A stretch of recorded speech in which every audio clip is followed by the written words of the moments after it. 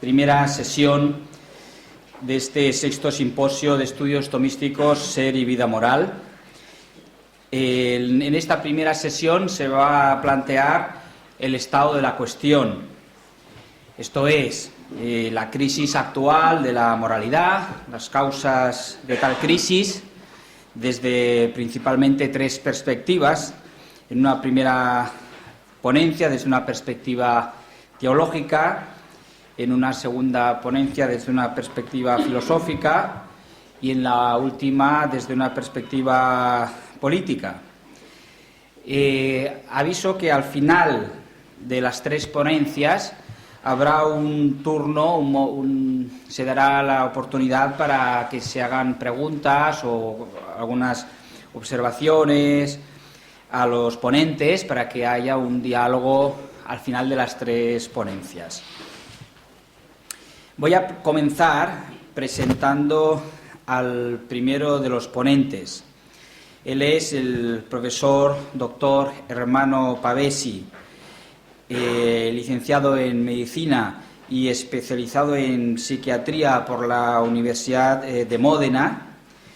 Ha trabajado en diversas clínicas psiquiátricas de la Suiza alemana, entre otras clínicas, las clínicas de la Universidad de Basilea o la Universidad de Zúrich. Actualmente es allí responsable del área de gerontopsiquiatría. Es también profesor de psicología en la Gustav Siebert Akademie en Alemania y también profesor en la Facultad de Teología de Chur en Suiza.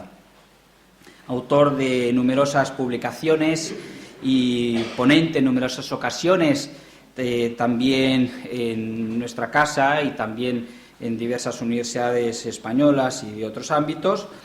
Desde hace años ha ocupado diversos cargos en la Federación Internacional de las Asociaciones Médicas Católicas.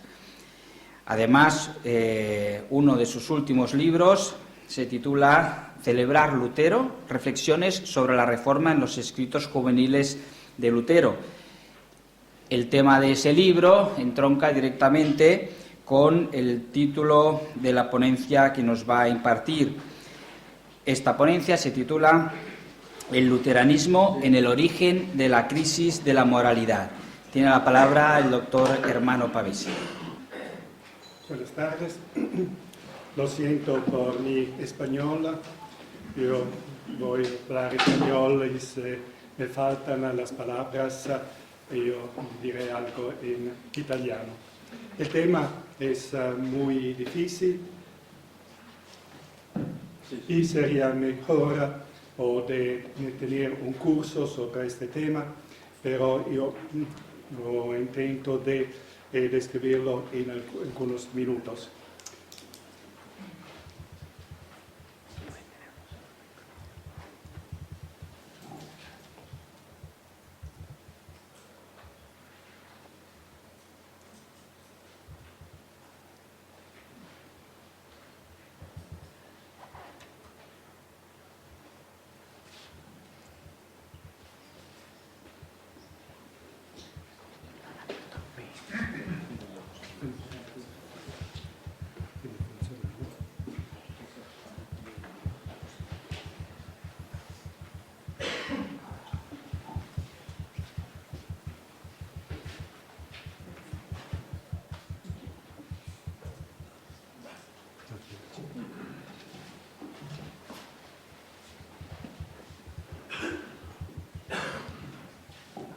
Primero, hay muchas leyendas sobre las 95 tesis de Lutero de 1517.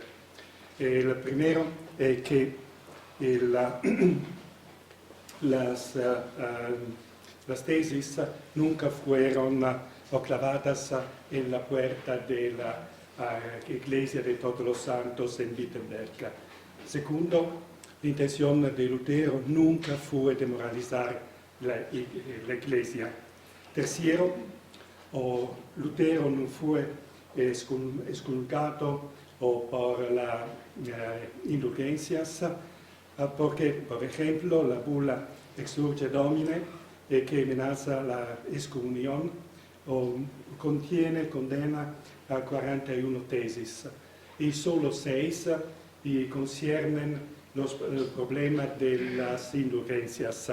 35 tratan otros problemas. Lutero envió la tesis a 2 obispos, su obispo y al obispo Albrecht von Brandenburg, que había organizado la predicación de las indulgencias. Menos que 10 tesis y conciernen los problemas económicos de las indulgencias, y todas las otras tesis conciernen problemas teológicos, problemas doctrinales, y por esa razón el obispo Alberto de Brandenburg envió las tesis a la Facultad de Teología de Maguncia, de su diócesis, para examinar las tesis teológicas. La envió a Roma para examinar los asuntos doctrinales. Lutero envió también la tesis a algunos... No sé,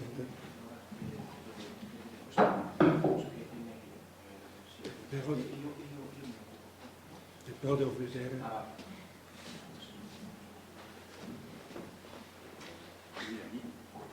Non si sente? ¿Lo puedes ver ahí?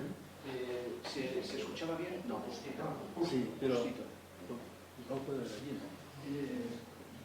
¿No es lo mismo? Sí. No tiene lo mismo. Aquí tiene copias. Sí. No es lo mismo aquí. Lutero ha enviado tesis también a algunos conocidos y estos conocidos han divulgado la tesis. Otra leyenda es la venta de indulgencias. Se podían valorar las indulgencias con el junios, con las peregrinaciones, con las limosnas, pero también las limosnas no entendían solo ofrendas en dinero, sino todas las obras de misericordia.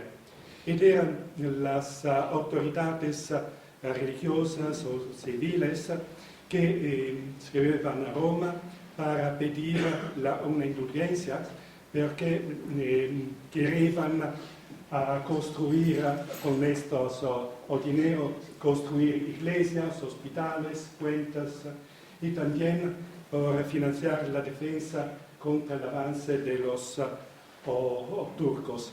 Y este dinero maneva en Alemania o en estos países.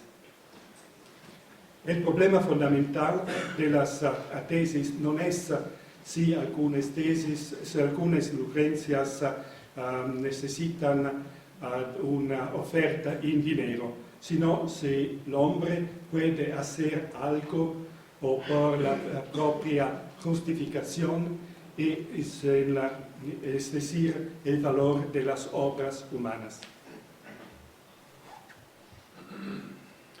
La cuestión fundamental de las tesis, sobre todo, ossia el libre albedrío del hombre y si el hombre puede hacer algo por la propia justificación.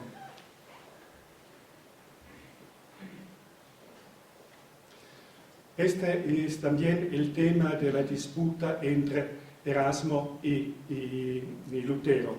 Erasmo ha escrito un libro sobre el libre albedrío, donde critica la teoría sobre la libertad de Lutero. Y Lutero ha escrito el libro más importante de Lutero, De Servo Arbitrio, donde sostiene que el hombre no es libre y la voluntad es serva. En todo el libro, Lutero critica Erasmo, pero al fin del libro escribe que reconoce a Erasmo de haber conocido el nudo de la cuestión y sostiene también que las indulgencias son bagatellas.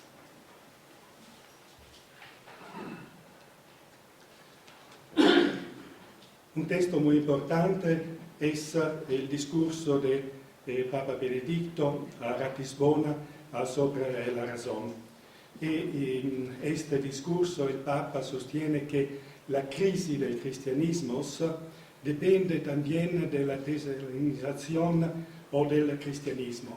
Y en este proceso hay 3 etapas y la primera etapa es la reforma protestante. En esta manera la metafísica se presenta como un presupuesto que proviene de otra fuente y del cual se debe liberar a la fe para que ésta vuelva a ser totalmente ella misma. Esto significa también la negación de la dimensión personal del hombre y la ruptura entre la carne y el espíritu, entre la naturaleza y la gracia. Es decir, que la gracia no puede perfeccionar la naturaleza.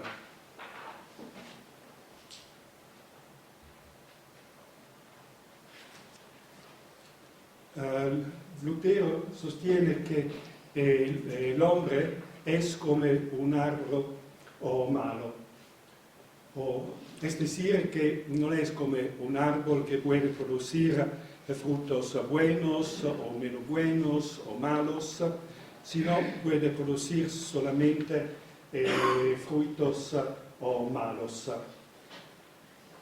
Es decir, que el hombre es como un árbol malo, intrínsecamente y ontológicamente malo, que solo puede producir frutos malos.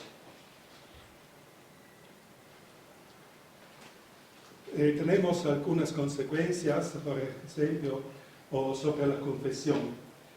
O si el hombre no puede hacer otro que obras malas, el examen de conciencia no tiene sentido. No podemos distinguir si habemos hecho cosas buenas, o pecados veniales o pecados mortales. El hombre puede reconocer solamente que todo lo que hace es malo, no puede hacer ninguna cosa buena. Y aquí tenemos la crítica radical a la razón y a la voluntad. La razón sería ciega, sorda, insensata, impía y sacrílega. La prostituta más grande al servicio del diablo. La voluntad no sería libre, está claro que toda la voluntad natural es injusta y malvada. Y la razón y la voluntad lucharán contra Dios y serán conducidas y guiadas por el diablo. El hombre puede solo pecar. Y también cuando coma, cuando bebe, cuando hace otra cosa cualquiera. Y la razón es, por Lutero, que la concupiscencia, el amor sui, amor de sí mismo. Es decir, que en toda acción humana hay este amor sui, esta concupiscencia, y ninguna acción del hombre es totalmente desinteresada. Nosotros no podemos hacer nada a mayor gloria de Dios, sino todas nuestras acciones son caracterizadas por motivos egoístas. Y la respuesta de Lutero es la teología de la cosa, es decir, dice el amor sui, el amor de sí mismo es malo o es bueno el odio de sí mismo. En la primera tesis y Lutero dice que tutta la vita es penitencia e che l'odio al proprio yo, es decir, la verdadera penitencia interior.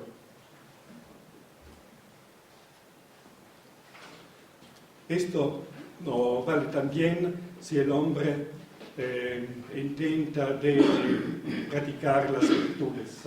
También las virtudes más nobles entre los paganos son en realidad carne esclava del reino de Satanás.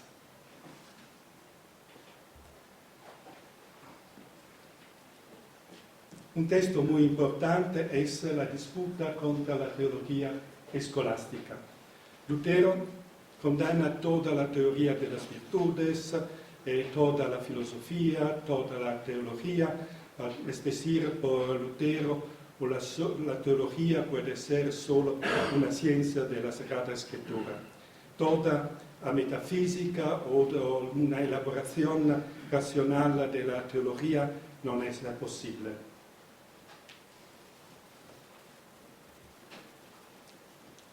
Consecuencia es que Lutero condena a toda la teología escolástica y Aristóteles. Casi toda la ética de Aristóteles es muy mala y enemiga de la gracia. Es decir, si el hombre piensa de poder devenir bueno o practicando las virtudes, por Lutero olvida a la gracia o non dà importancia alla grazia. E non hay una relación entre filosofía y la teología de Lutero. Es decir, es un error sostener que sin Aristóteles no nos convertimos en teólogos. La filosofía de Aristóteles, la filosofía escolástica, no puede ser una preparación para la teología. Más bien nos convertimos en teólogos solo sin Aristóteles. En el 1515, en comentarios a la carta a los romanos, Lutero escribe: el sumario de esta carta es destruir y arrancar y arruinar toda sabiduría y justicia de la carne, y plantar y construir y magnificar el pecado. Es decir, que el hombre no tiene que dar valor a las virtudes, pero es importante ser consciente del pecado. Solo si nosotros somos conscientes de ser pecadores, podemos haber una actitud humilde hacia la gracia y pedir la gracia de Dios.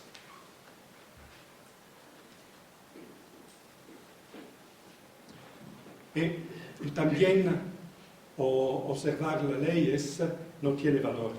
Y no solo por las leyes ceremoniales, por San Pablo estaba el problema de la circuncisión, si los paganos tienen que ser circuncisos, sino también el decálogo, y no es posible hacer una distinción entre el decálogo y las leyes ceremoniales.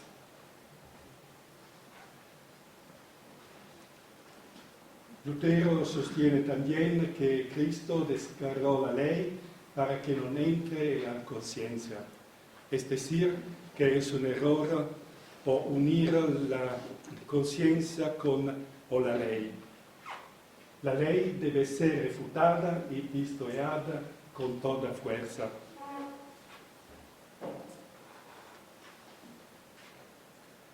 La ley no debe dominar en la conciencia ni comportarse como un pedagogo. Es un punto muy importante porque la ley no puede haber una función normativa por la formación del hombre. Y la conciencia no debe reconocer ninguna ley.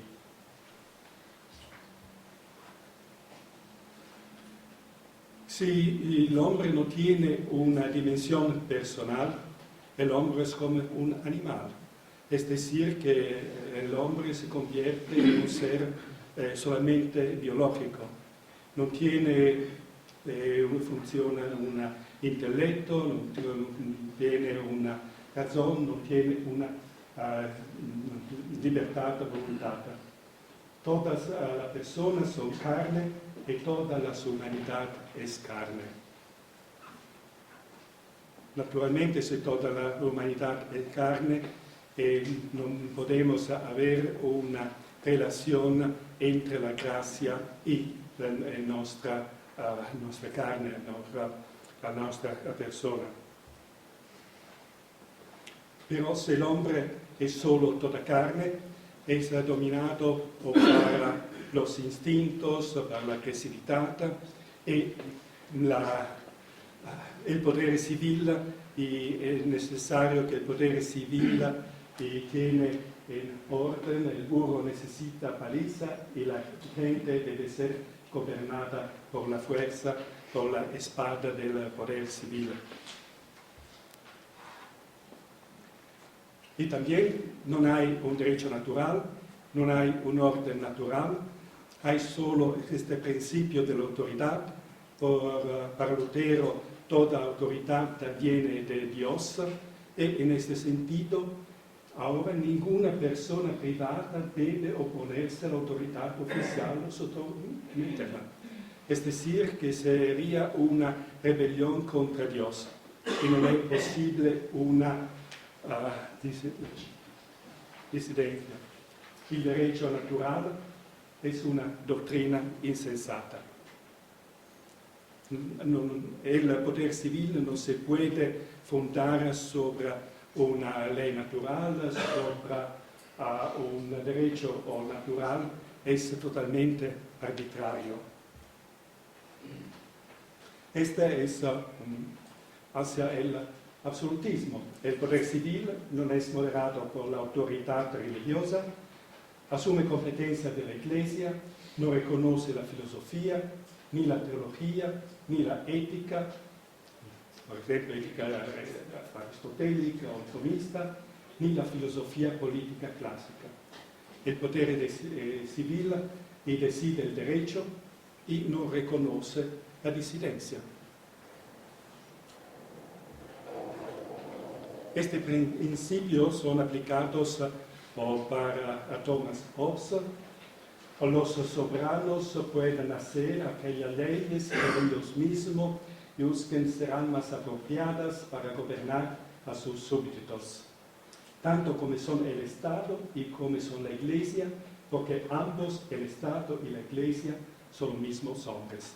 Es decir, si toda la autoridad viene de Dios, las autoridades civiles son también, representan también la Iglesia.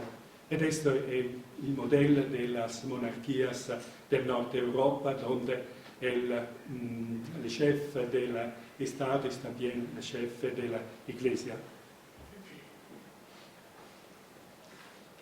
Este autoritarismo ha como reacción el antiautoritarismo, o per esempio con la personalidad autoritaria de Adorno, che ha avuto una grande influencia nella cultura moderna, o un concepto come de Erich Fromm, o la desobedienza se convierte in una virtud.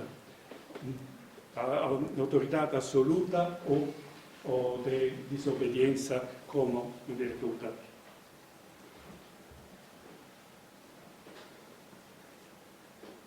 Lutero describe la voluntad como una bestia a recarga que si la monta Dios quiere y va a donde Dios quiere, y si la monta Satanás quiere y va a donde quiere Satanás. Y no está en el poder del hombre escoger el jinete para correr o para buscarlo. O aquí tenemos una concepción del hombre o de la vida del hombre como un proceso o quasi dialéctico entre che è dominato o de dos fuerzas opuestas. Y otro importante, el hombre no puede escoger el jinete. Porque Lutero condena la concepción de la voluntas ordinata de Dios. Si hay una voluntas ordinata, es decir que Dios no es libre, porque Dios puede hacer lo que quiere. Allora, en este caso, el hombre no puede conocer la voluntad de Dios, porque Dios hace lo que quiere. Y Dios, Lutero habla de un Deus absconditus, y un Dios que nosotros no podemos reconocer, y que Dios se manifiesta también en su contraria especie. Esta contraposición, el teólogo de la gloria, por ejemplo la teología escolástica, llama al mal bien y al bien mal. El teólogo de la cruz llama las cosas con su nombre real. La consecuencia es también que si Dios es todopoderoso, todo lo que pasa depende de la voluntad de Dios, y también el mal. Y todo lo que sucede necesariamente de su voluntad, así es el Señor quien manda al diablo por la carne.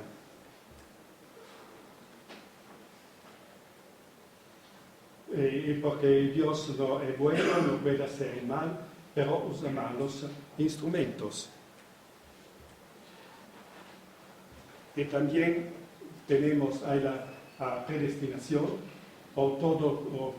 la predestinación no es solo por la salvación del alma, que es decir, que es Dios que decide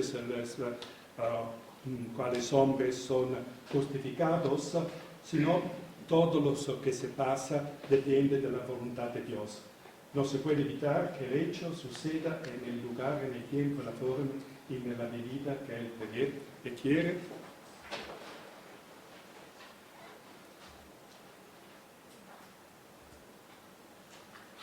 Si el hombre es injusto, no puede pedir justicia.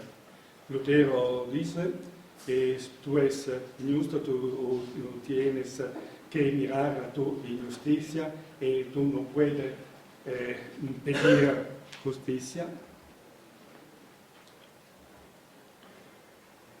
Aquí tenemos un autor muy importante, Friedrich Schleiermacher, que dice que el alma es el producto de dos tendencias contrapuestas, que la religión no tiene que hacer con la moral y con la metafísica, es decir, que no puede decir el pensamiento, la teología o la filosofía, ni el comportamiento.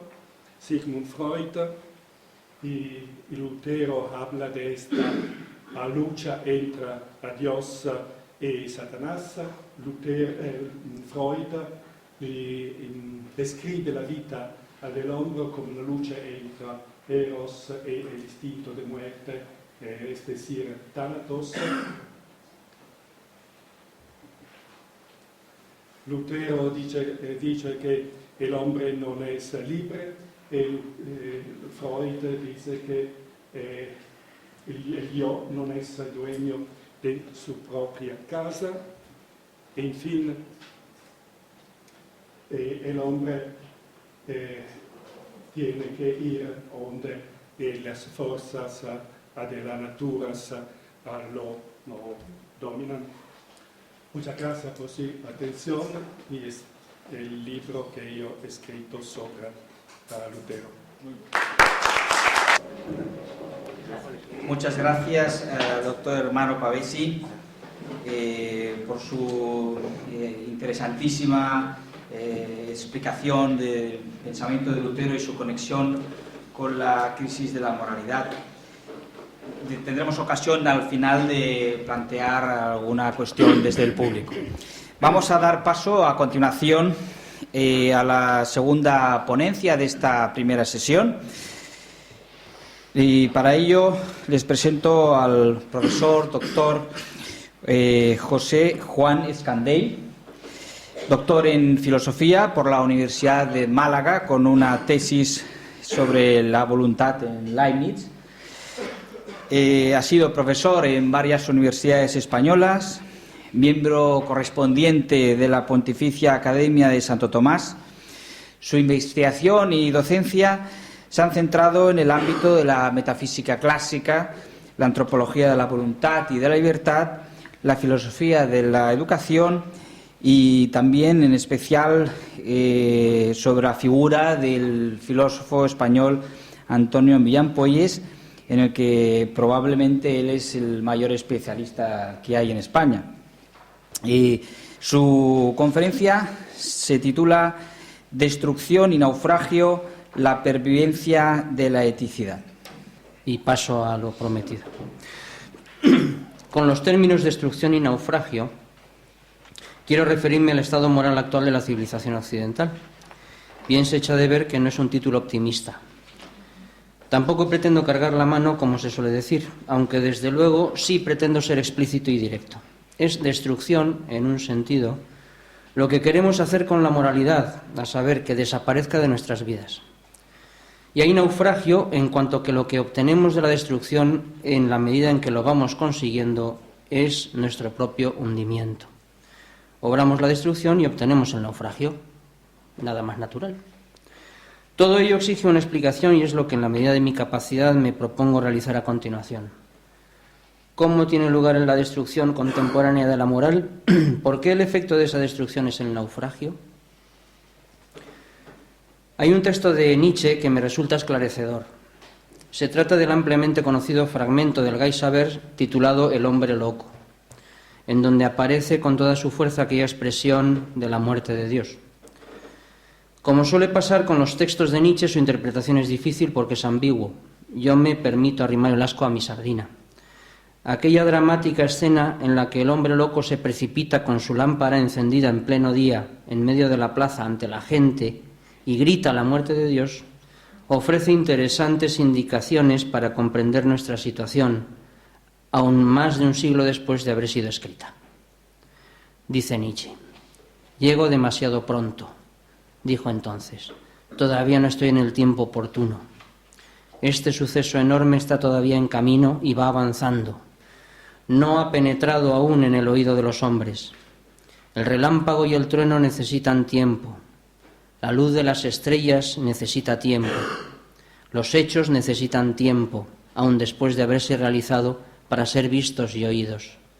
Este hecho está para ellos más lejos que las estrellas más lejanas y, sin embargo, lo han hecho ellos».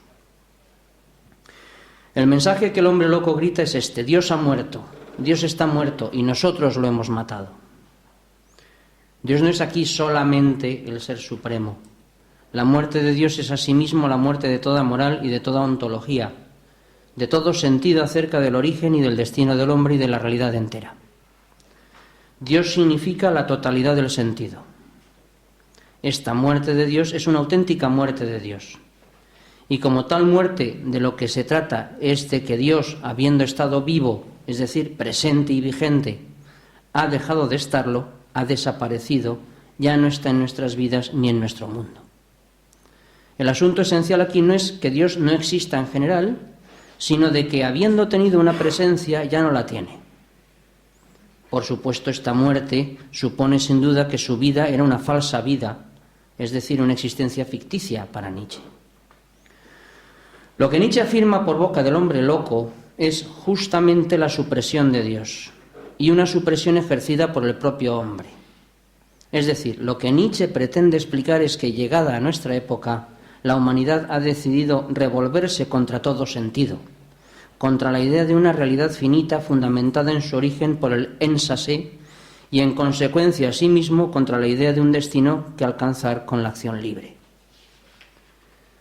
Esto, que me parece claro a la vista también del resto de la obra nietzscheana, contiene además algunos detalles que interesa retener ahora y reflexionar sobre ellos. Me refiero a la actitud de la gente que presencia la escena en la plaza. Una gente que primero se burla del hombre loco y que luego, indiferente, le mira con extrañeza y le deja marchar. El hombre loco es profeta de una verdad que la gente no puede entender y la reacción lógica es el sarcasmo y la burla, que dejan paso luego al silencioso desdén.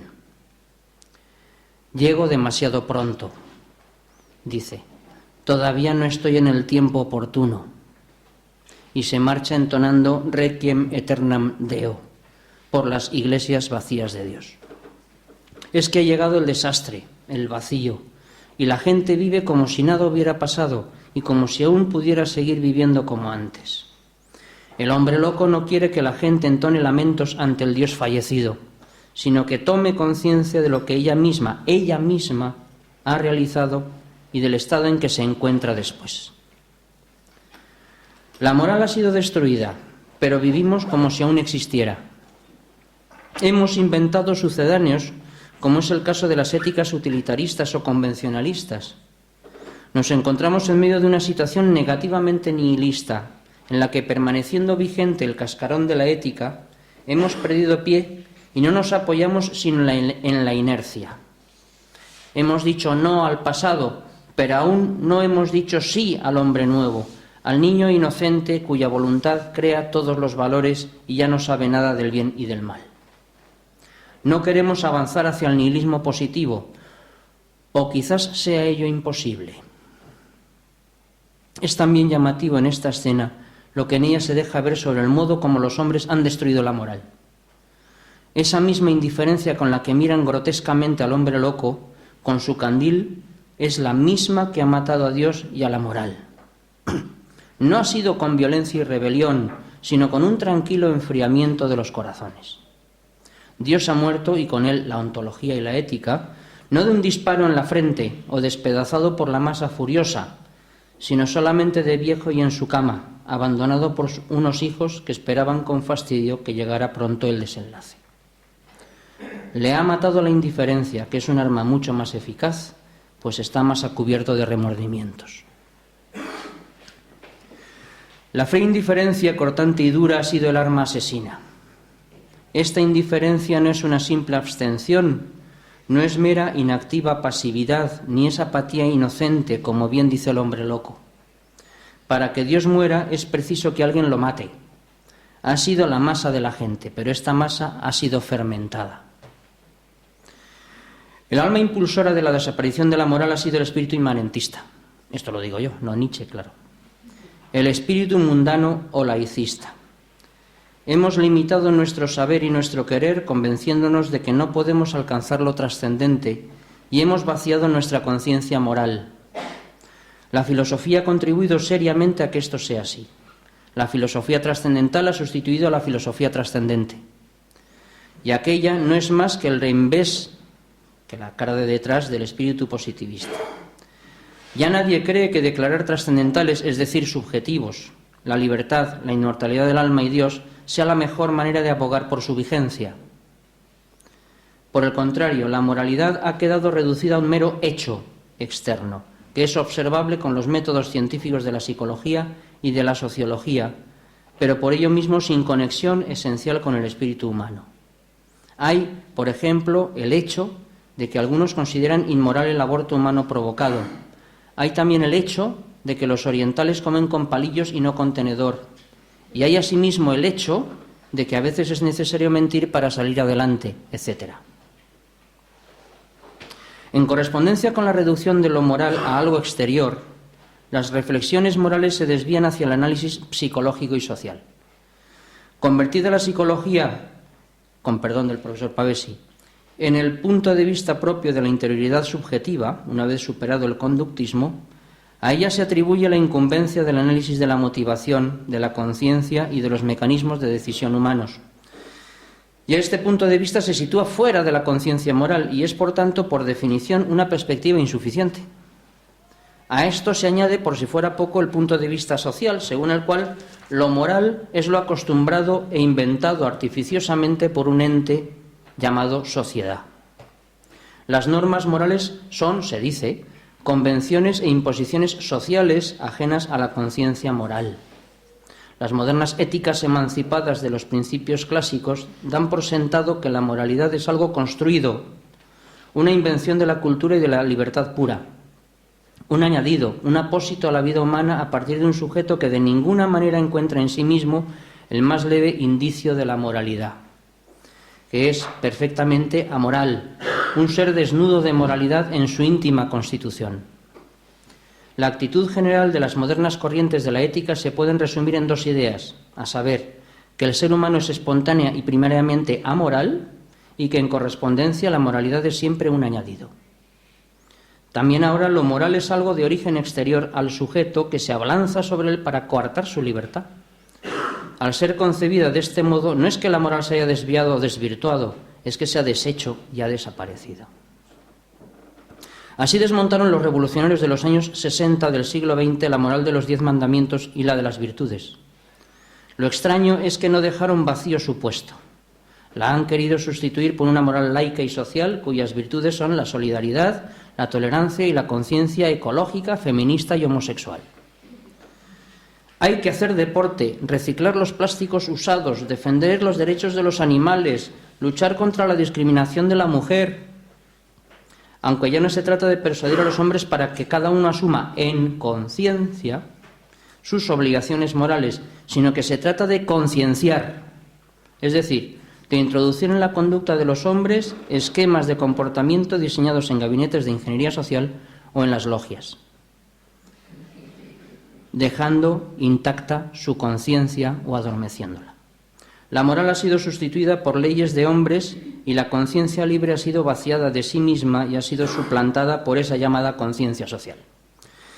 Ello se manifiesta de manera característica en el uso que se hace de la idea de la neutralidad moral. Típico de las morales procedimentalistas es eludir la discusión material y concreta de los problemas y limitarse con el mayor cuidado a discusiones sobre lo periférico, sobre las formas de la racionalidad argumentativa. Se trata de sustituir la moral por mecanismos exteriores, otra vez, que dejan intacto pero anulado el núcleo de lo humano. En resumidas cuentas, lo que vengo exponiendo coincide en sustancia con lo que dice, por ejemplo, Martin Ronheimer en términos más académicos. Dice: la perspectiva de una moral que se ocupa de esa verdad de la subjetividad es siempre la del sujeto actuante, la de la primera persona. Probablemente lo que tenemos que recuperar es este punto de vista del hombre que actúa, que siempre y necesariamente va en pos de un bien, y dado que en su tendencia al bien no quiere salir engañado, busca algo bueno de verdad. Y un discurso ético que reflexione sobre este punto de vista. Los actuales esfuerzos por llegar a una ética, sobre todo cuando se entienden primariamente a sí mismos como un discurso de fundamentación de normas, adolecen con frecuencia de que, a pesar de todos sus valiosos conocimientos parciales, y aquí viene la traca final, no hacen justicia a esa perspectiva, adolecen de la pérdida de la pregunta por lo ético. La cosa no tendría mayor trascendencia si se quedara en ser solamente un asunto interno de los filósofos y teólogos morales, como meras cuestiones de escuela, y sin embargo tiene mucha importancia en la medida en que los moralistas reflejan una situación general de la humanidad e influyen sobre ella. Consecuencias de todo esto, en el orden práctico concreto de la vida ordinaria de la gente, me parece encontrarlos en al menos 3 ámbitos u órdenes de la vida humana actual. Uno es el de las empresas y el trabajo. No es raro encontrar economistas, empresarios, médicos, publicistas y periodistas, notarios, funcionarios, actores, etc., que actúan en sus respectivos trabajos limitándose solamente al manejo de sus técnicas específicas. Algunos de ellos, luego de tomadas, a veces espolvorean sus decisiones con algunos adornos filantrópicos, pero nunca han tenido en mente más que las técnicas, con exclusión de las normas morales. Por ejemplo, hay empresarios que entienden las relaciones laborales con sus empleados como algo cuyo ámbito propio y adecuado es el de la legislación vigente, al margen de cualquier otra consideración. Estos empresarios son los mismos que, luego de ajustar los sueldos solo con la normativa laboral en la mano o de ejecutar una fuerte reducción de plantilla amparado en estudios de mercado, luego se preocupan de que sus productos se exhiban como sostenibles o de que sus empleados puedan hacer voluntariado. Estos mismos quizás hicieron antes un máster en una escuela de negocios que seguramente adornó el grueso de las materias de gestión, contabilidad y control con unas pocas sesiones de coaching a modo de reflexiones éticas ad usum delphini. Hay médicos que se parecen a mecánicos de taller, que tratan a sus pacientes como si fueran máquinas desajustadas, ajenos a la existencia de un sujeto al que deben atender y de la dimensión moral de las terapias que aplican. Otros identifican ética y sentimentalismo, y a veces también dinero, para, por ejemplo, crear niños in vitro a medida o esterilizar a poblaciones enteras de mujeres en países subdesarrollados. En todos estos casos, los profesionales se limitan escrupulosamente a presentarse como puros profesionales, es decir, como meros expertos en la aplicación de los principios técnicos de su ámbito, asépticos por completo en materia de moralidad. Parece que en todos ellos prima el deseo de éxito o el entusiasmo tecnocrático. Habrá que decir que se trata de personas moralmente corrompidas. Aunque entre ellos quizás algunos desahogan su mala conciencia con un ingenioso artilugio pseudomoral, la antes aludida conciencia social. El periodista salvaje e implacable entre semana justifica su conciencia ante sí mismo y ante la sociedad, ocupándose los sábados por la mañana de cuidar de animales abandonados. Con este expediente logra el certificado de redimido. Otra manifestación de la pérdida de lo moral se encuentra en la amplia difusión de las terapias físico-psicológicas como los masajes, el yoga, la meditación trascendental y cosas semejantes. Este tipo de actividades, a veces presentadas como inocentes ejercicios fisiológicos y relajantes, acaban siendo también en realidad proyectos completos de vida humana. Para esta perspectiva, el camino a la felicidad ya no consiste en la aspereza de las 4 virtudes cardinales, sino en la relajante suave humedad burbujeante de un jacuzzi, o en el alegre bullicio esforzado de un gimnasio sudoroso. La mirada de muchos hacia la felicidad tiene en el horizonte una especie de Arcadia dichosa cuyo logro es cuestión de técnicas en las que de nuevo la conciencia y la voluntad no juegan ningún papel. Lo importante no es ser bueno, sino encontrarse bien. Estas técnicas se dirigen precisamente antes que nada a controlar o suprimir esa misma conciencia, desvaneciéndola incluso con el uso de compuestos psicoactivos, es decir, drogas. La tercera manifestación de esta tergiversación y olvido de la moral es la frecuente reducción de los juicios éticos a consideraciones de orden social. Lo que uno hace en la privacidad de sus aposentos, por ejemplo, drogarse, aburrirse, tener sexo, frivolizar con la televisión o con un videojuego, etc., se presenta como cosa por completo irrelevante en el orden moral, pues se sostiene que en lo privado cada cual es el rey y hace lo que le da la gana. En este ámbito, ¿quién soy yo para juzgar? Distinto es por completo cuando la conducta tiene trascendencia social. Una cosa es poner música salvaje en mi habitación y otra distinta molestar al vecindario. Lo primero es, según estos esquemas mentales, opcional y arbitrario, cosa de gusto privado sin valor moral, pero lo segundo no. Lo segundo afecta a la convivencia y por ello tiene consistencia ética y merece una valoración. Esta diferencia entre lo privado y lo público, que se hace correlativa de la que hay entre lo amoral y lo moral, suele manifestarse primeramente como la diferencia entre lo moralmente relativo y los valores absolutos. En lo privado cada cosa es relativa y en público hay valores absolutos.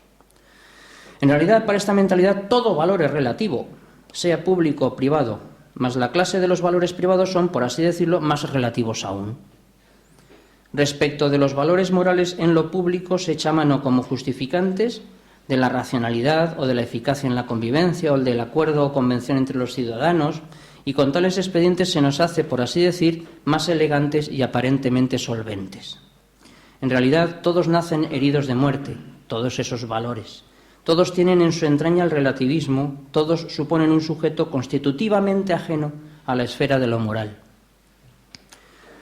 La efectiva existencia hoy de la moral, la religión, la sociedad, la familia o las artes puede ser enfocada de modo que se piense que a todas estas realidades precedió un periodo de tiempo en el que no existieron. Puede pensarse que si hay moral hoy es porque algún hombre la inventó tras algún tiempo en el que no existía. Según esto, si hoy hay religión, sociedad, familia y artes, ello implica que hubo algún momento en la historia de la humanidad en el que no había religión, sociedad, familia ni artes. Porque al ser todas estas cosas creaciones humanas, no pudieron aparecer con el hombre mismo. Es lo que explica que teorías como las de Hobbes, Locke o Rousseau apelen a un indocumentado y primitivo estado de naturaleza, en el que los seres humanos vivían desnudos de creaciones culturales, provistos tan solo de los tacaños dones de la naturaleza. Pero no es necesario creer en todo esto. En especial, no es preciso creer en un estado de amoralidad originaria en el hombre. Y no solamente no es necesario, sino que es más bien necesario no creerlo, porque es rotundamente falso y lo correcto es creer todo lo contrario. La tesis clásica afirma que el hombre es de hecho y de derecho un ser moral. A esta declaración ha de añadirse enseguida, en estos tiempos de deformación y desaparición de la moral, un concepto adecuado de ella, de la moral. Y al respecto, comencemos por recordar que la ética moral no consiste en un conjunto específico de normas de conducta. Tiene toda la razón Horkheimer, antes citado, cuando afirma contra Kant que antes de la pregunta por el deber está la pregunta por el bien. Se debe hacer lo bueno y porque es bueno. Lo bueno no es bueno porque se deba hacerlo, sino que las cosas van al revés, incluso tienen que ir al revés. El deber necesita un fundamento. El fundamento es aquello a lo que hay que aspirar racionalmente. Esta rectificación del tópico es urgente e imprescindible, porque la pregunta acerca de las obligaciones que se detienen en la obligatoriedad puede oscurecer su sentido, que deriva de la realidad de los bienes humanos. No es de extrañar que el imperativo categórico kantiano produzca la impresión de ser algo violento y forzado, por mucho que se quiera insistir en la racionalidad pura. En su pureza está su principal defecto.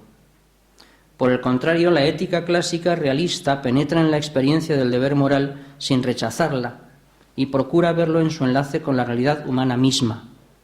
Mientras que para el formalismo moral kantiano la eticidad depende esencialmente del abandono del humano real y el único bien moral es la racionalidad práctica misma, la moral clásica, al contrario, enlaza esencialmente el deber con el bien real humano, de modo que únicamente ese bien hace posible el deber. Estos antecedentes permiten entender en su auténtico sentido la idea clásica de la ética como ciencia que versa sobre la rectitud de los actos humanos a partir de los principios últimos de la razón, como dice la filosofía escolástica suma clásica en España, ¿verdad? La filosofía moral no es una ciencia teórica, sino práctica, lo cual quiere decir que su cometido no termina en el reconocimiento de causas, sino en principios para regular la acción concreta del hombre. La rectitud moral consiste efectivamente en la concordancia de la conducta concreta con la norma moral, mas dicha norma no se obtiene de otro lugar sino de la felicidad. Tanto la ética nicómaca de Aristóteles como la parte moral de la Suma de Santo Tomás comienzan con el estudio de la felicidad y no por el examen de ningún conjunto de normas de conducta ni por la confección de tablas de obligaciones. Hay para ello una razón de orden no moral sino ontológico, no potestativo sino descriptivo. Es la conexión esencial que hay entre nuestra moralidad y nuestro destino o el sentido de nuestra existencia. La causalidad propia del hombre se realiza en los llamados actos humanos, contradistintos de los actos del hombre, según la conocida distinción escolástica. Aquellos son los actos que dimanan de la voluntad libre y de los cuales, en consecuencia, el hombre se siente responsable y dueño. La libertad no es el abandono al azar o al capricho, no es que mi conducta brote de mí sin saberse bien por qué, sino que es el ejercicio de un dominio sobre mí mismo. Es lo que explica Santo Tomás cuando dice que el hombre difiere de las criaturas irracionales en tener dominio de sus actos. Por lo tanto, solamente aquellas acciones de las cuales el hombre es dueño pueden llamarse con propiedad humanas. Bien, pues saltándome algunos párrafos más, porque tengo que abreviar, salto a la cuestión final. Lo que pretendía señalar es la libertad humana está conectada con los fines de nuestra naturaleza, de tal manera que nuestra libertad es imposible. No es que a lo mejor no funciona, no, es que no puede funcionar en absoluto al margen de los fines naturales de nuestro ser. Nuestra libertad no es azar, sino una consecuencia del fin último absoluto de nuestro ser.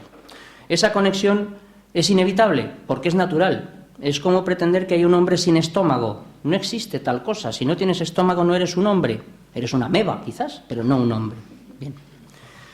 La neutralidad moral o amoralidad por la que parece apostar la ética contemporánea no es en realidad una neutralidad originaria, sino restaurada.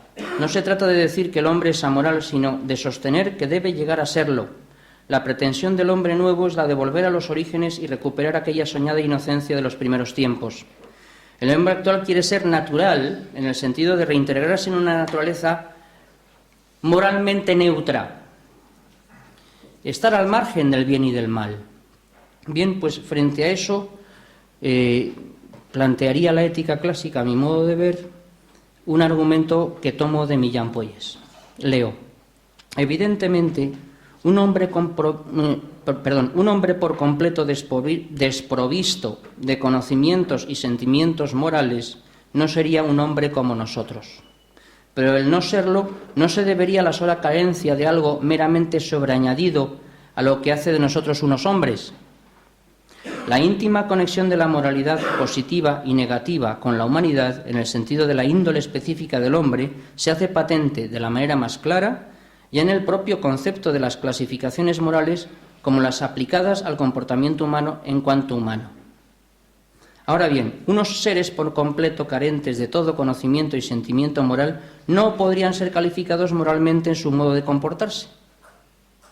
Así pues, esos seres no podrían ser calificados en sus acciones y sus omisiones como los hombres lo somos. Justamente en tanto que hombres no podríamos ser calificados, lo cual en resolución quiere decir que no podemos en buena lógica tenerlos a esos sujetos neutros por cabalmente humanos. Un ser libre, neutro moralmente, es un círculo cuadrado. Es un imposible. Bien, la pretensión de la postura ética contemporánea es precisamente dar con ese hombre neutro, conseguir nuestra neutralidad moral. Como eso es imposible, ¿qué es lo que sucede de hecho?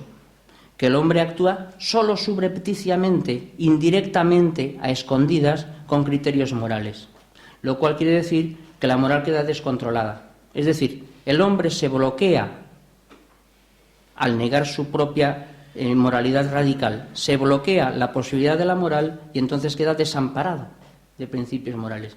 Al destruir la moral, naufragamos porque nuestra conducta entonces queda absolutamente descontrolada. El intento de ser dueños de nuestras vidas nos convierte en unos seres no dueños, no al servicio de otros, sino sencillamente perdidos, naufragados. Muchas gracias. Pues muchas gracias al doctor Escandell por esta entretenidísima explicación del naufragio de la amoralidad en el mundo moderno y contemporáneo, y esperamos poder leer detenidamente alguna parte que en un esfuerzo por ceñirse a los tiempos en que nos movemos de plazos de las ponencias, pues ha tenido que saltarse algunos apartados que seguro que podremos leer más adelante. Y al final hay, como recuerdo, oportunidad de lanzar alguna pregunta desde el público asistente. A continuación, voy a darle la palabra al último de los ponentes de hoy. Es el profesor don José María Alsina, de sobra conocido, pero porque quizás hay algunos que vienen de fuera, pues también hago la presentación. Él es doctor en Filosofía y Letras en la especialidad de Historia Moderna por la Universidad de Barcelona, con una tesis sobre el tradicionalismo filosófico en España. Ha sido profesor del Departamento de Filosofía Teórica y Práctica en la Universidad de Barcelona durante muchos años, en los que impartió asignaturas de filosofía social. Fue también rector de la Universidad Abat Olivaceu y es actualmente profesor del Instituto Santo Tomás. Miembro destacado de Escola Cordis Jesu y discípulo del profesor Francisco Canals, su investigación y docencia se ha centrado en la filosofía política, en la filosofía de la historia, de la modernidad, contraponiéndola al pensamiento tradicional aristotélico y tomista.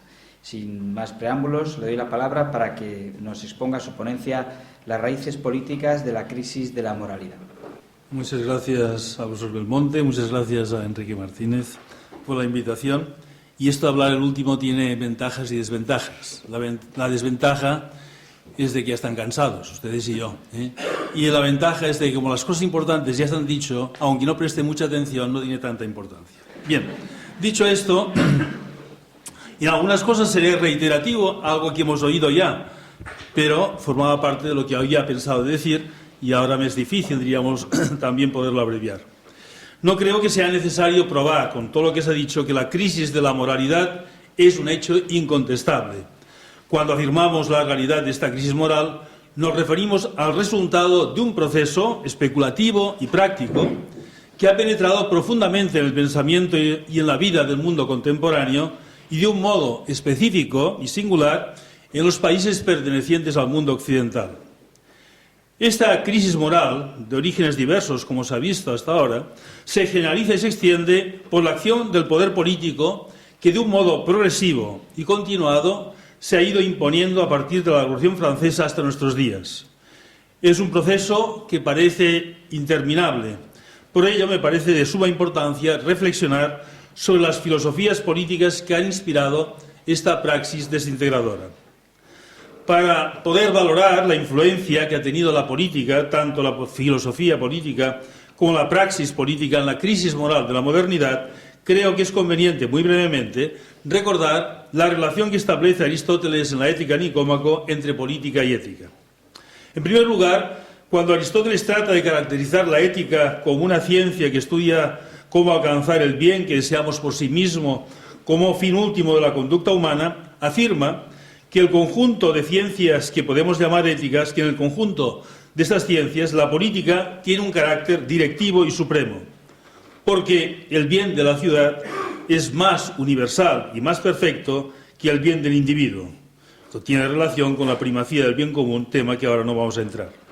No basta recordar que la política, según el pensamiento del Stagirita, forma parte de la ética y de un modo eminente. No es, por tanto, correcta la afirmación tan repetida que la política tiene que estar regida por la moral. A no ser que nos refiramos meramente a aquellos aspectos de la política que tienen un carácter técnico. La política es una ciencia ética, aquella que trata de la vida social, es decir, de la vida humana en cuanto se desarrolla en el ámbito de la comunidad política. Esta afirmación tiene un presupuesto también muy esencial que, si lo negamos, como ocurre en gran parte del pensamiento político moderno, da lugar a un desarrollo radicalmente distinto de la filosofía política.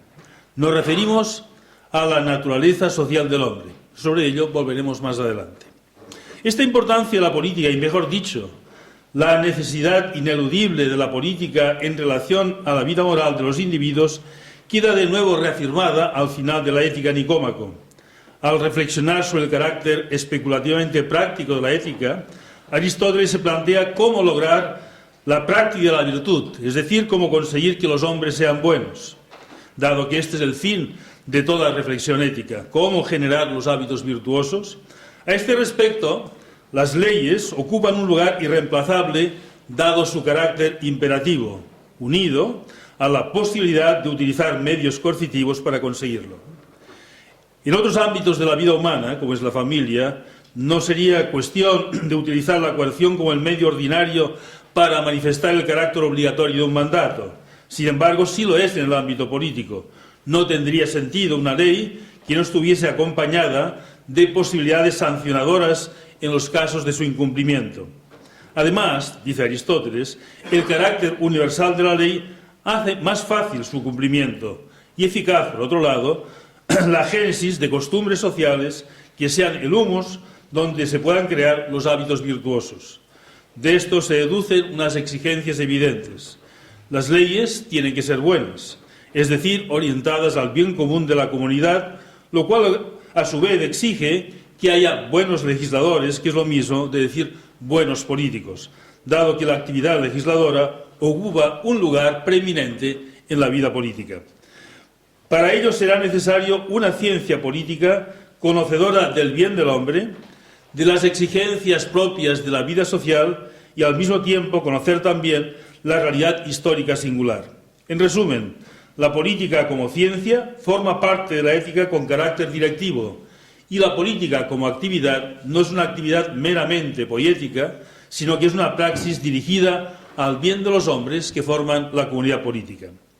Este planteamiento aristotélico, que en sus líneas esenciales tendrá continuidad en Santo Tomás, en muchos aspectos permanece hasta Maquiavelo.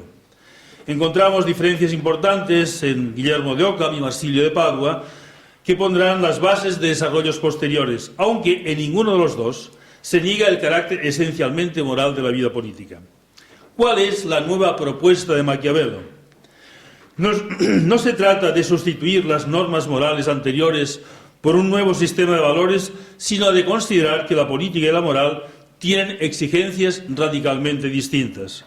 Su actividad, la de la política, no pertenece al mismo ámbito que la de la moral. Quien pretenda llevar a cabo la actividad política de acuerdo con criterios morales, solo le espera el fracaso y el descrédito. Mientras que la política se rige por criterios de eficacia y de consecución de resultados y no de bien y de mal, la moral queda así prácticamente relegada al ámbito privado, como antes ha señalado el profesor Scandell. Y en todo caso, los principios morales vigentes sean un dato a tener en cuenta, como otros muchos, por parte del poder político en la medida que influyan en el juicio y comportamiento de los súbditos. Podemos recordar el pasaje célebre del Príncipe cuando explica que Agatocles consiguió mantenerse en el poder mediante sus crímenes. Según Maquiavelo, la perspectiva política desde la cual hay que contemplar y juzgar estos hechos no es el juicio moral de los medios, sino la eficacia de conseguir lo pretendido, es decir, el poder, centro exclusivo de la vida política, y por tanto no habrá que olvidar el rechazo que genera la utilización de estos medios. Maquiavelo considera que todo usurpador del poder debe reflexionar acerca de si será necesario la realización de actos criminales, en este caso, ejecutarlos todos a la vez, para que no tenga que renovarlos día a día, y así, de este modo, recuperar incluso el afecto de sus súbditos, borrando de la memoria aquellas afrentas, sustituyéndolas por beneficios posteriores continuados. Cuando empieza un gobierno, digamos, cuando termina un gobierno y vienen elecciones, bajan los impuestos, después vuelven a subir. Para Maquiavelo, la violencia es siempre algo presente en la vida política y hay que utilizarla astutamente. Esto nos lleva, por lo tanto, a una primera conclusión importante. Cuando la política pretende colocarse al margen de la vida moral, aparece la violencia con su protagonismo singular en la acción política. Esta ruptura entre moralidad y política Maquiavelo no tiene propiamente unos presupuestos filosóficos. Se trata meramente de unos consejos prácticos, presididos por una actitud realista, sin pretender dar juicios morales, alegando que su presencia, la de los juicios morales, haría ineficaz esta actividad. Con todo, y aunque no lo trate Maquiavelo de una forma sistemática, hay una determinada visión del hombre. El hombre, para el florentino, es un ser malo, insociable, egoísta, ambicioso, y por tanto el político tendrá que tenerlo muy presente en el ejercicio de su poder si no quiere rodearse de fracaso e ineficacia. La moralidad es solo un componente más de la vida social, ya que solo en ella tiene su origen y desarrollo.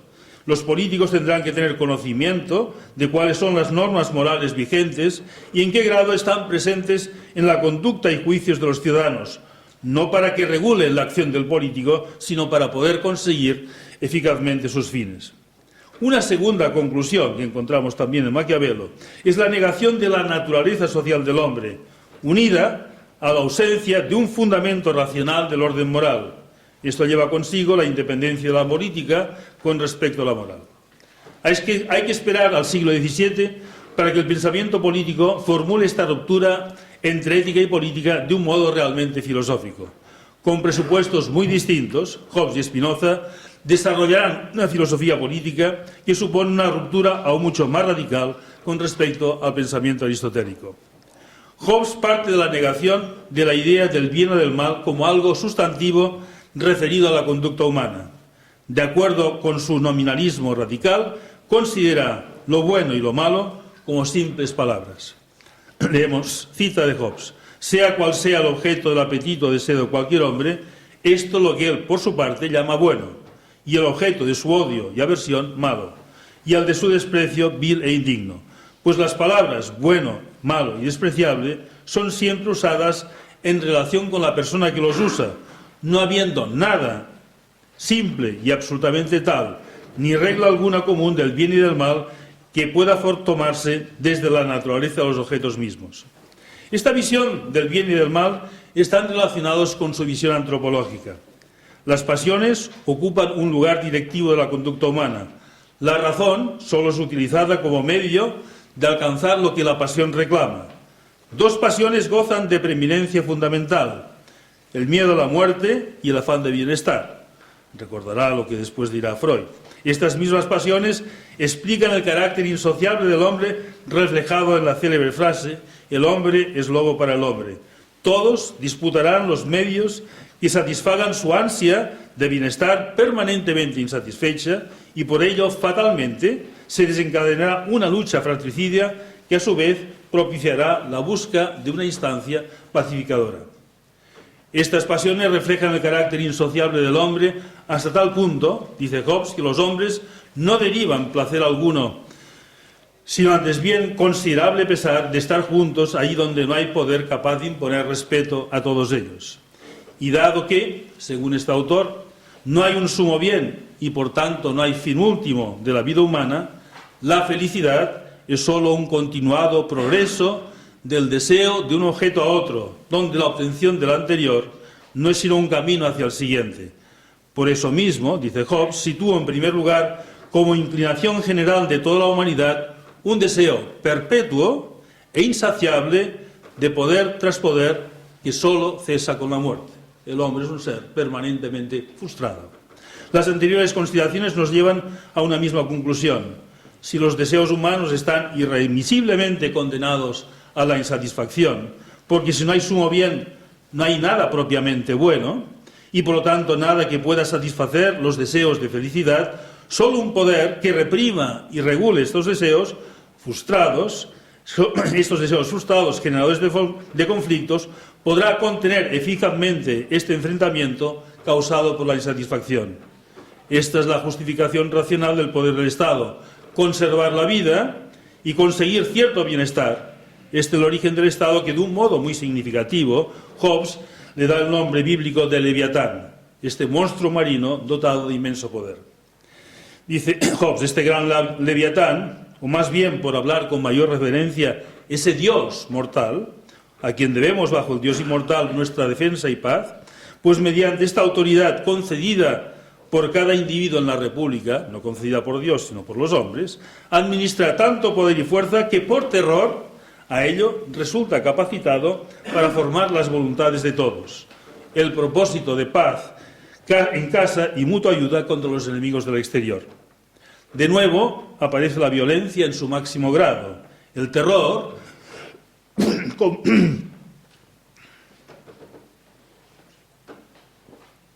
como instrumento necesario para el ejercicio del poder.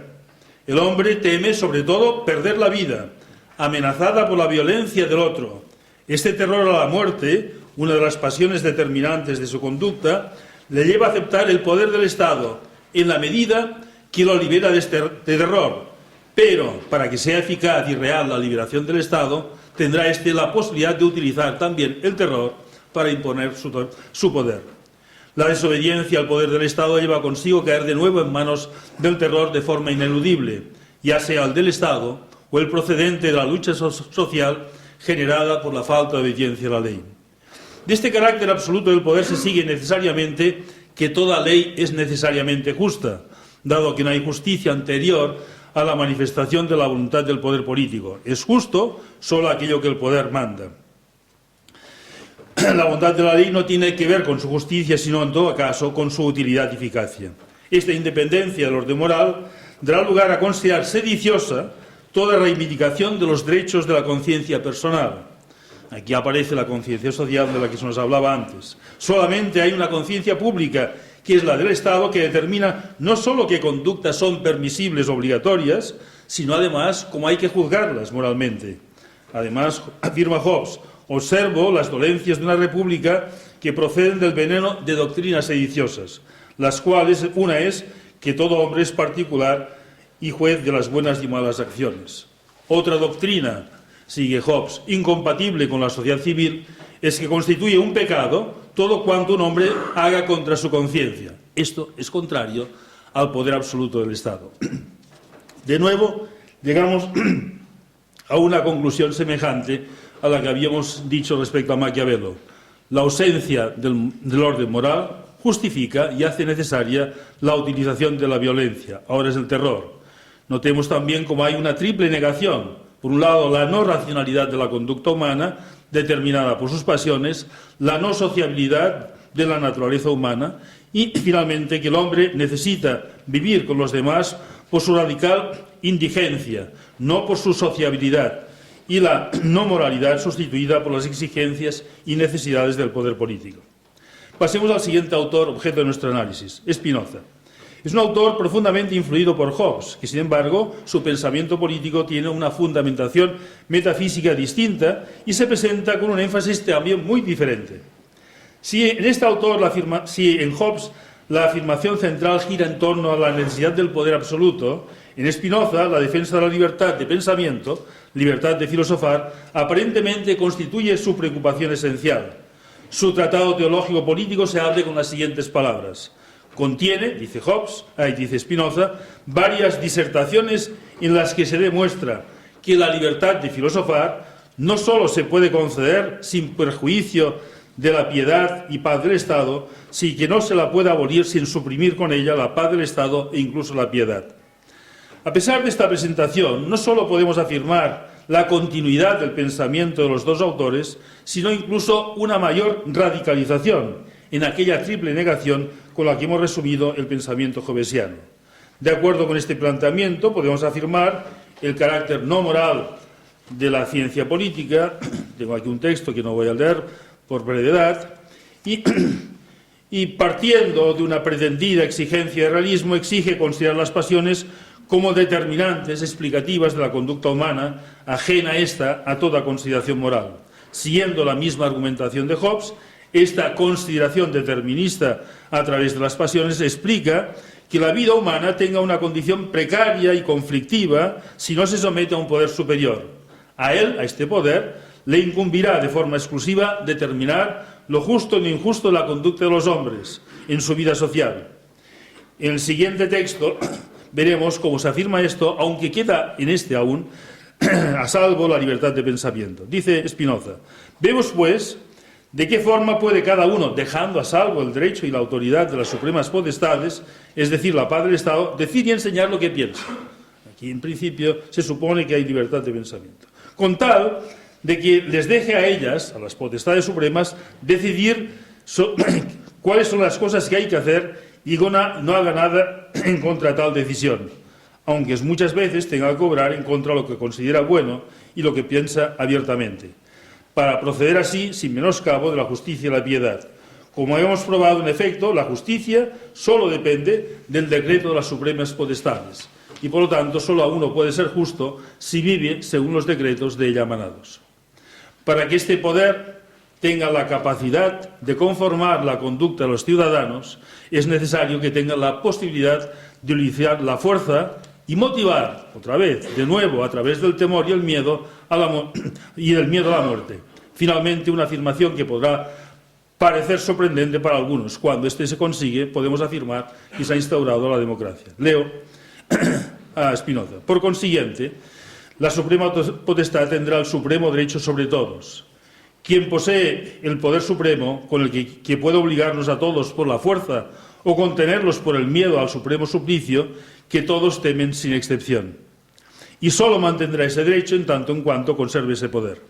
Así pues, se puede formar una sociedad y lograr que todo pacto sea siempre observado con máxima fidelidad, sin que ello contradiga el derecho natural, a condición de que cada uno transfiera a la sociedad todo derecho que posee, de suerte que solo mantenga el supremo derecho de la naturaleza es decir, a la potestad suprema, a la que todo el mundo tiene que obedecer ya por propia iniciativa y por miedo al máximo suplicio. Y termina con esta afirmación: esto es la democracia.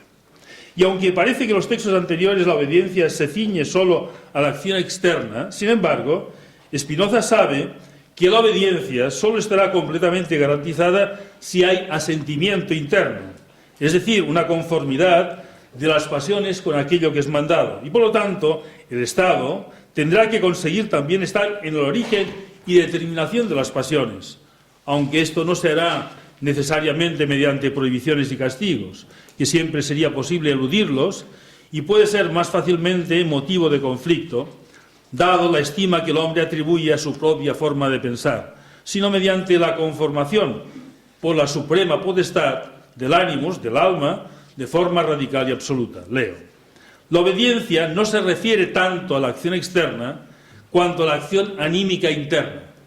De ahí que quien está más sometido a otro es quien decide con toda su alma obedecerle en todos sus preceptos. Y por lo mismo, quien tiene la máxima autoridad es aquel que reina en sus corazones de los súbditos. Pues si quienes son más temidos tuvieran la máxima autoridad, entonces es indudable que la tendrían los súbditos de los tiranos, pues que son sumamente temidos por estos. Por otra parte, aunque no es posible mandar sobre las almas como sobre las lenguas, sobre las acciones exteriores, también las almas están de algún modo bajo el mando supremo, ya que éste puede lograr de muchas formas que la mayor parte de los hombres crean, amen, odian todo lo que ella desee. Un hombre que ya solamente piensa a través de lo que manda el Estado. Por eso, aunque estas acciones no son realizadas directamente por orden de la potestad suprema, no es necesario que el Estado mande, sino que cree una nueva mentalidad. Sin embargo, como la acredita ampliamente la experiencia, son hechas por la autoridad de su poder y bajo su dirección. Esto es, por su derecho. Por consiguiente, podemos concebir sin contradicción intelectual alguna que hay hombres que solo en virtud del derecho del Estado crean, amen, odian, desprecian y son arrastrados por alguna pasión. Evidentemente que es más útil, desde la perspectiva de Spinoza, controlar la educación que la guillotina. Esto es. Vamos finalmente a Rousseau. Finalmente pensemos en Rousseau, el menos coherente de los autores analizados, pero sin duda el más influyente y popular en el ámbito de la acción política. Recordemos la vigencia de su pensamiento, tan decisiva en algunas etapas de la Revolución Francesa, y su consideración como uno de los inspiradores de la moderna democracia. Su punto de partida es semejante al de los autores anteriores. Niega el carácter sociable de la naturaleza humana, unido también a la ausencia de moralidad original en su conducta. No es exacto decir que para Rousseau, esto que se dice tantas veces, el hombre no sometido a la vida social es bueno y la social lo hace malo, ya que, según leeremos, la bondad o la maldad de las acciones humanas son determinadas por la sociedad. Con anterioridad a la vida social no hay bien ni mal. Cuando no hay vida social tampoco hay moralidad. La racionalidad y la moralidad son fruto de la vida social. Un texto, diríamos, que me parece muy decisivo y encuentro poco citado, es del contrato social, cuando dice: el paso del estado de naturaleza al estado civil produce en el hombre un cambio muy notable, sustituyendo en su conducta el instinto por la justicia y dando a sus acciones la moralidad que les faltaba antes. Solo entonces, cuando la voz del deber, estamos en vida social, sucede al impulso físico y el derecho a lo que hasta entonces el hombre no había mirado más que a sí mismo, se ve forzado a obrar por otros principios y a consultar su razón antes de escuchar sus inclinaciones. Aunque en este estado se prive de muchas ventajas que tiene de la naturaleza, gana otras tan grandes, sus facultades se ejercitan al desarrollarse, sus ideas se amplían, sus sentimientos se ennoblecen, su alma toda entera se levanta al punto que si los abusos de esta nueva condición no le grabaron con frecuencia por debajo de aquella que ha salido, debería bendecir continuamente el instante dichoso de que ha salido de ella para siempre y que hizo de un animal estúpido y limitado un ser inteligente y un hombre. El buen salvaje queda aquí, diríamos, caracterizado como un animal estúpido. Un animal sin razón, sin moralidad, y la razón y la moralidad es algo que el hombre es deudor de la vida social. Por esto, diríamos, la misión entonces del Estado será realmente, y del legislador, crear este nuevo hombre y esta nueva sociedad, una sociedad que no le rebaje a la situación anterior, sino por el contrario, le haga realmente un hombre. Por lo tanto, aquí tenemos, diríamos, una misión del Estado muy superior a la que víamos con los autores anteriores. No se trata ya meramente de conformar la conducta exteriormente, no se trata de conformar sus sentimientos, sino se trata de cambiar la naturaleza del hombre. Hacer del hombre, el hombre que era originalmente un animal estúpido, un animal racional. Junto con esto, no tenemos tiempo de desarrollarlo, pero sí que quiero mencionarlo, Rousseau señalará la importancia de la religión en la vida civil. Una religión que evidentemente no tiene que ser dogmática, tiene que ser una religión emanada del Estado, una religión que excluye la tolerancia de cualquier religión dogmática, es decir, de toda religión. Y aquí de nuevo aparece, digamos, el verdadero Rousseau, porque aquel que afirme una religión dogmática será expulsado o será ejecutado.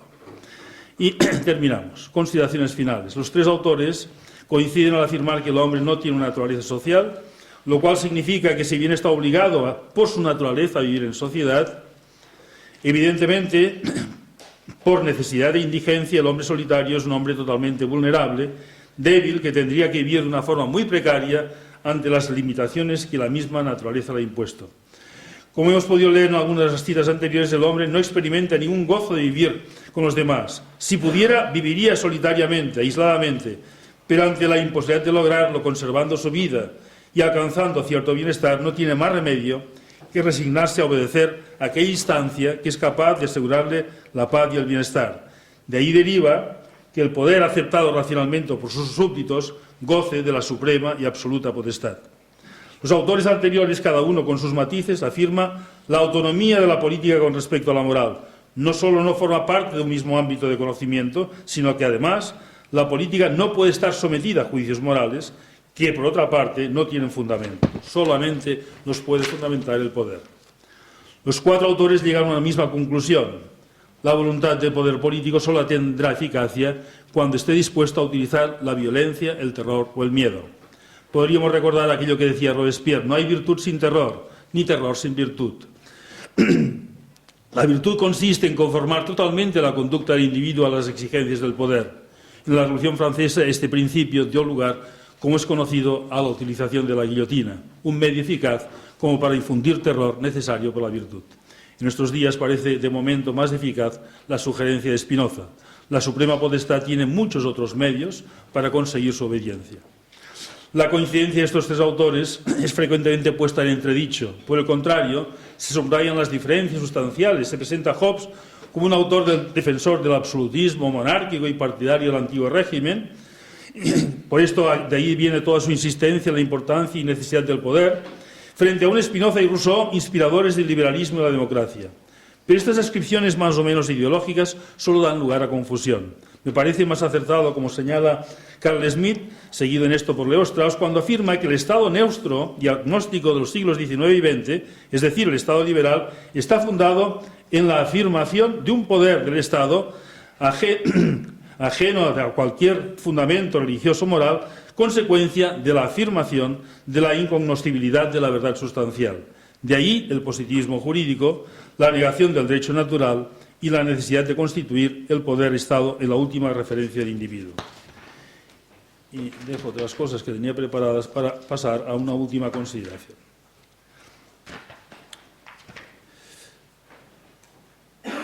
Es una consideración que tiene un carácter un poco singular, casi confidencial. Simplemente lo planteo y será breve. Es considerar realmente el problema del poder político actual a la luz de la teología de la historia. De modo muy significativo y relacionado con los acontecimientos que vivió Hobbes, denominó al Estado un dios mortal con el nombre bíblico de Leviatán, este monstruo marino de gran poder que aparece repetidas veces en la Biblia con este nombre o simplemente como la bestia que tiene el origen en el mar. Veamos tres textos bíblicos en que hacen referencia a Leviatán. El primero, quizás el más conocido, el de Hobbes. Es un texto meramente descriptivo. Hobbes, digamos, se inspira en él para después describir cómo tiene que ser el Estado. Dice así, está referido todo él, simplemente leo algún fragmento que es mucho más largo, Hobbes capítulo 47. Su esperanza es engañosa, se refiere al Leviatán. Con solo verlo queda uno destrozado. Nadie es tan audaz que vaya a despertarlo. ¿Quién puede resistirle ante él? ¿Quién le atacó y quedó a salvo? ¿Quién bajo los cielos? No ocultaré cómo son sus miembros. Hablaré de su vigor inigualable. ¿Quién ha abierto la piel que resiste su vientre? ¿Quién ha perforado su doble coraza? Las puertas de su boca, ¿quién ha podido abrirlas? En torno a sus dientes reina el terror. Su dorso es como hilera de escudos trabados y sellados. Están unidos uno con otro, quien el aire pasa entre ellos. Están pegados entre sí, tan compactos que no se pueden separar. En su cuello reside su fuerza, ante él aumenta el terror. Lo más blando de su carne es compacto, firmemente endurecido e inmóvil. Su corazón es duro como la piedra, duro como piedra de molino. Cuando se hierre, se amedrentan los valientes, retroceden por terror a ser heridos. Veamos la insistencia en el terror.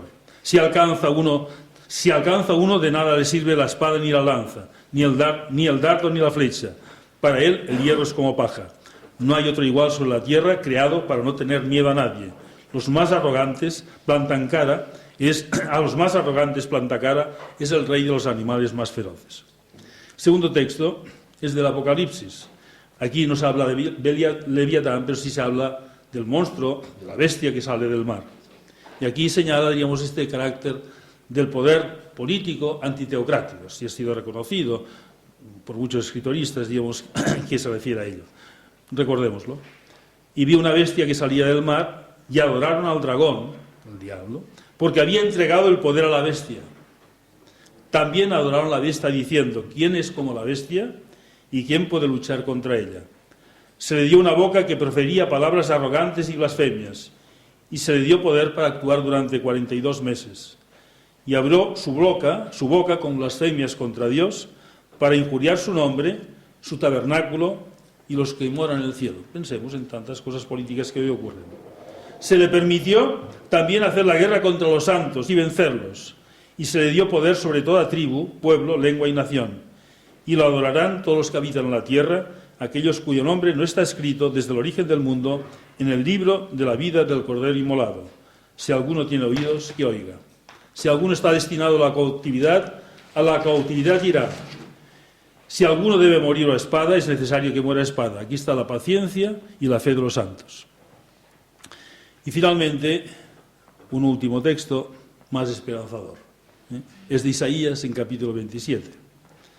Es, digamos, lo que ocurre, es el final del Leviatán. Y dice así Isaías: aquel día castigará el Señor con su espada dura y grande y fuerte al Leviatán.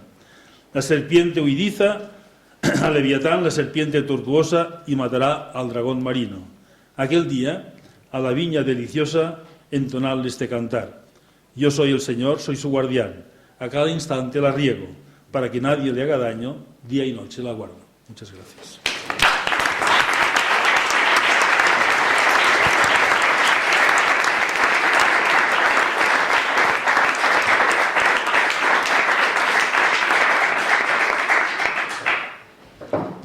Muchas gracias, doctora Sina. Aunque estamos prácticamente en tiempo, pero podemos disponer todavía de 2 minutos para preguntas. No sé si para que se pueda grabar hace falta usar el micrófono y que se pueda oír, o si no, en voz alta ya se oye. Sí, ya se oye. Yo, una vez más, quisiera poner a vuestra consideración, no es una pregunta, es un comentario que me viene aquí, y una vez más es un punto de tangencia de mi vida con la de Francisco Canals. Pero fijaros qué punto de tangencia. Era todavía en Lauria, cuando Cristiandad estaba en la calle Lauria, y estaban hablando Mundet y Canals. Y yo pasaba por el lado, pasaba de largo. Y solamente me quedó de qué estaban hablando. Pero estaban hablando de una cosa, evidentemente estaban hablando de la gracia y la libertad. Pero allí yo tengo, con lo que me quedó de aquello, hay para 20 simposiums y 500 ponencias. Agarraros que será mi última palabra la que os va a dar el fogonazo. Estaban hablando de la gracia y la libertad en la Anunciación.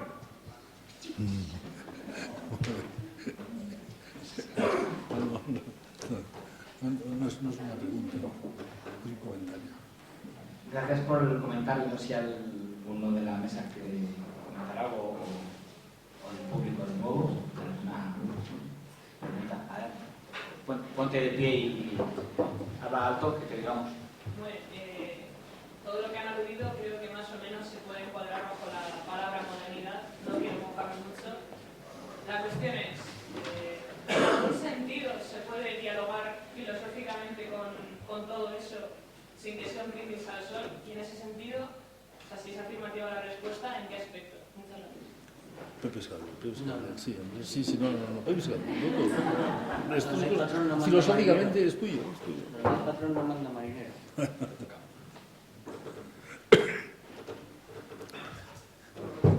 Vamos a ver. En primer lugar, diríamos, cuando hablamos de la modernidad, muchas veces entendemos cosas muy diversas. Pero y igualmente tenemos que decir que entendemos cosas muy diversas con la palabra diálogo. Este diálogo, diríamos, el diálogo con el mal, en cuanto mal no se puede dialogar. Esto es una cosa muy clara. Y la prueba, diríamos, de que no se puede dialogar la tenemos, digamos, en la misma Biblia. El diálogo primero de Eva con la serpiente nos dio buenos resultados. Entonces, digamos, hay que tener como modelo esto. Digamos, si realmente se trata, diríamos, de comunicar aquello que es verdad y es bueno, evidentemente que hay que comunicárselo a todo el mundo y se puede escuchar y decir, pero diríamos, como dialogar siempre se entiende, digamos, como un modo de llegar finalmente, digamos, a una nueva verdad anterior, digamos, al diálogo. Evidentemente, en este sentido, el diálogo constituye el camino, digamos, por el cual se deshacen las verdades. Antes de que alguno más desbloquee, yo quería plantear al... Sí. Por favor. Abundando en lo que dice el profesor Alsina, a mí siempre me causa una impresión extraña el ver que con el concepto del diálogo lo que se presenta es la panacea universal, es lo que resuelve todos los males. Entre otros defectos, la presentación del diálogo como la panacea universal, como el remedio para todos los males, uno de los defectos que tiene a mi juicio es pensar que el hombre tiene poder sobre toda la historia. O sea, todo lo podríamos resolver con el diálogo. No. El rey de la historia no es el hombre, es Dios. Hay cosas que se escapan de las posibilidades del hombre, hay cosas que se rompen y no podemos recomponer. Hay situaciones humanas en las cuales no podemos intervenir porque no tenemos capacidad para cambiarlas.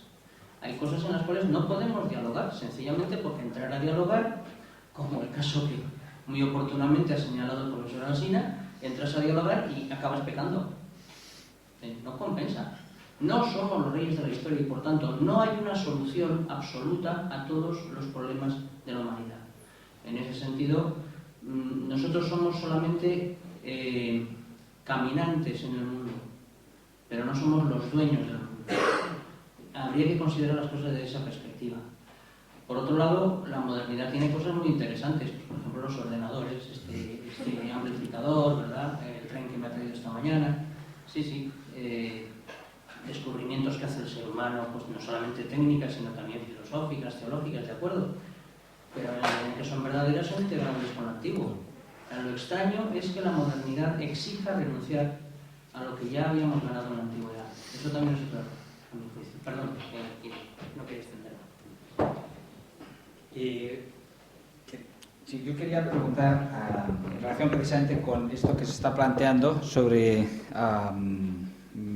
la cuestión del diálogo, la cuestión del dualismo. Y quería preguntar al profesor Pavesi si Lutero se puede considerar que no es tan innovador, sino que Lutero es más bien un nuevo maniqueo, probablemente. ¿Qué opina el doctor Pavesi de eso?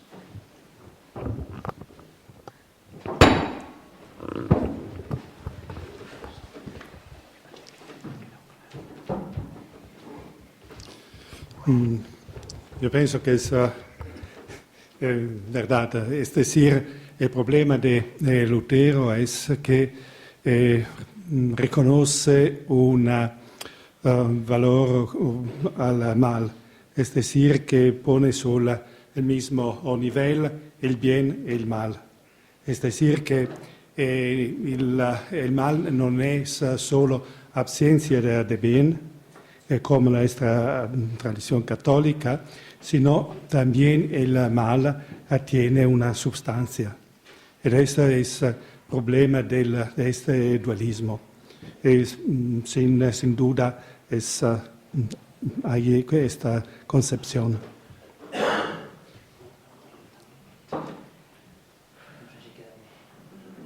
No sé si queda bien que le pregunte también yo. Es que en su intervención me ha parecido ver un texto en el que Lutero identifica el amor de sí y la concupiscencia. En uno de los textos que me ha parecido leer, creo que Lutero identifica concupiscencia y amor de sí mismo, y ambas cosas malas. ¿Eso es así en Lutero?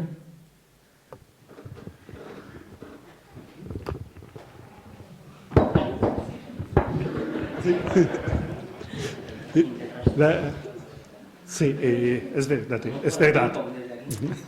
Es verdad, para Lutero la concupiscencia es el amor sui, el amor de sí mismo. Y si yo amo me mismo, no puedo amar a Dios, no puedo amar a los demás y no puedo amar o respetar la dignidad de la naturaleza, la finalidad de las cosas, utilizar a todas las cosas a mayor gloria de Dios. Pero aquí tenemos los teólogos protestantes tienen algunas dificultades. Es decir, que una ley es que tengo que amar a los demás como a mí mismo. En esta, el amor el amor por mí mismo es la misura por el amor por los demás. Pero si el verdadero amor de mí mismo debe ser el odio de mí mismo, o que tengo que hacer, es una dificultad. Es decir, también en el concepto de la teología de la cruz. Es decir, que yo tengo que aceptar a todo el mal, toda la injusticia, y si yo tengo que subir o aceptar esto, o como puedo hacer del bien a los otros, porque la teología de la cruz vale también por los demás. Si yo no puedo hacer algo de bien, esto es la dificultad de la diferencia entre la teología de la gloria y la teología de la cruz, Dios que se manifiesta sub contraria especie, es decir, si se pasa algo de malo o es bien, porque mi vida tiene que ser solamente penitencia y el malo que yo subo es solo una penitencia de Dios. Por ejemplo, una de las tesis de la bula Exsurge Domine que amenazaba la excomunión de Lutero, Lutero ha dicho: no es justo combater los turcos. ¿Por qué? Si es la voluntad de Dios. Si los cristianos serían mejores, no habría el problema con los turcos. O tenemos los problemas con los turcos porque los cristianos son injustos. Y combater los turcos es malo porque ir contra la voluntad de Dios. Bueno, yo creo que no hay tiempo para más. Digamos, vamos a hacer ahora, a pasar al rezo de las vísperas en la capilla. Están todos invitados, pero antes de que